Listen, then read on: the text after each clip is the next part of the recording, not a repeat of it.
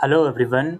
आज की इस वीडियो में दोस्तों हम बात करने वाले हैं सेकंड सेमेस्टर के जो दिल्ली यूनिवर्सिटी के एग्ज़ाम अगस्त में कंडक्ट होने वाले हैं, फिर चाहे वो एसओएल रेगुलर या फिर एनसीवेब हो। तो अगर आप सेकंड सेमेस्टर के किसी एक पेपर में या दो पेपर में या सारे ही एग्ज़ाम में अपीयर नहीं हो पाते हो, तो उस कंडीशन में आपको क्या करना होगा, वो सब चीज़ें हम इस वीडियो में कवर करेंगे। देखो यार, सबसे पहले एक रूल आपको दिल्ली यूनिवर्सिटी का समझना पड़ेगा, और वो रूल ये कहता है कि आप अभी फर्स्ट ईयर में हो। फर्स्ट ईयर से अगर आपको सेकंड ईयर में प्रमोशन चाहिए, अब ध्यान से सुनना मेरी बात। अब इसी बात को लोग बहुत सारे गलत वे में समझ देते हैं। फर्स्ट ईयर से अगर आपको सेकंड ईयर में प्रमोशन चाहिए तो आपको 50% सब्जेक्ट क्लियर करने होंगे। 50% का मतलब ये होता है फर्स्ट और सेकंड सेमेस्टर को मिलाकर, फर्स्ट और सेकंड सेमेस्टर मिलाकर फर्स्ट ईयर बन जाता है, राइट। तो फर्स्ट और सेकंड सेमेस्टर को मिलाकर आपको 50% of your total number of subject, like अगर फर्स्ट सेमेस्टर में 4 सब्जेक्ट हैं, सेकंड सेमेस्टर में भी 4 सब्जेक्ट हैं, टोटल हो गए 8। तो इन 8 में से अगर आपके 4 सब्जेक्ट क्लियर हैं तो आप सेकंड ईयर में यानी कि थर्ड सेमेस्टर में प्रमोट हो जाओगे। अब जो सब्जेक्ट आपके रह जाते हैं, फॉर एग्जांपल आपके 8 में से 5 सब्जेक्ट क्लियर हैं और 3 सब्जेक्ट आपके रह गए फर्स्ट ईयर के, तो आप प्रमोट तो हो जाओगे थर्ड सेमेस्टर में, लेकिन जो सब्जेक्ट आपके रह जाते हैं वो आपको नेक्स्ट ईयर के साथ देने होंगे। अब इसको इस चीज़ के साथ समझिए। मान लीजिए अगर आपका सेकंड सेमेस्टर का कोई 1, 2 या 3 पेपर रह जाते हैं और आपके फर्स्ट ईयर को में फर्स्ट और सेकंड सेमेस्टर को मिलाकर 50% सब्जेक्ट क्लियर हैं, तो आपको थर्ड सेमेस्टर में प्रमोशन मिल जाएगा।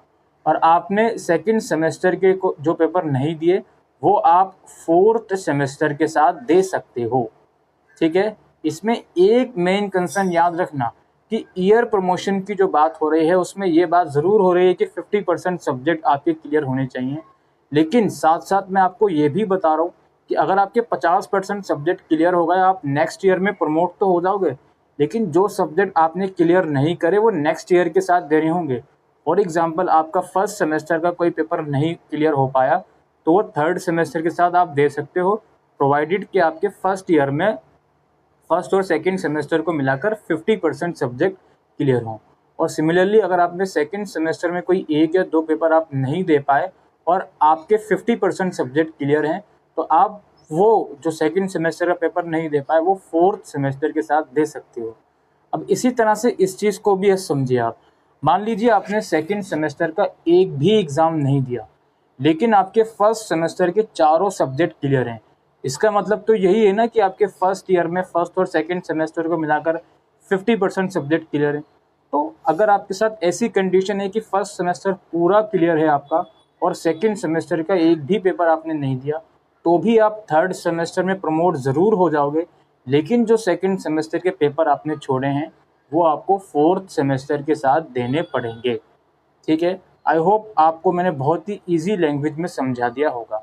और जो पेपर आपका रहता है नेक्स्ट ईयर जब आप एडमिशन फॉर्म भरोगे सेकंड ईयर का, उस फॉर्म के साथ आपका जो पेपर रहता है, या खुदा ना खास्ता आप इवन फेल भी होगा उस पेपर में, तो आपको उस पेपर की फ़ीस अलग से देनी पड़ेगी, उस पेपर को फॉर्म फिल करते टाइम ऐड करना पड़ेगा, ठीक है।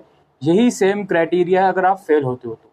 फेल होते हो, एब्सेंट होते हो, बस मेक श्योर कि फर्स्ट ईयर से सेकंड ईयर में प्रमोशन के लिए 50% सब्जेक्ट क्लियर हों।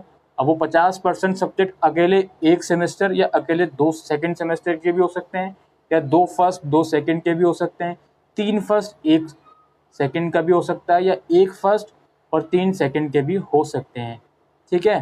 तो ये कंडीशन आपको समझनी है। आपको सेकंड ईयर में प्रमोशन चाहिए, 50% सब्जेक्ट क्लियर करिए, सेकंड ईयर में प्रमोशन लीजिए, लेकिन जो सब्जेक्ट आपने फर्स्ट ईयर में क्लियर नहीं करे वो आपको सेकंड ईयर के साथ देने होंगे।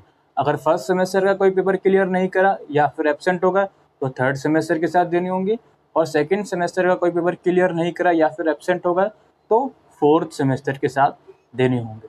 आई होप ये सब चीज़ें आपके मन में क्लियर हो गई हों, तो वीडियो को शेयर करिएगा। Thank you.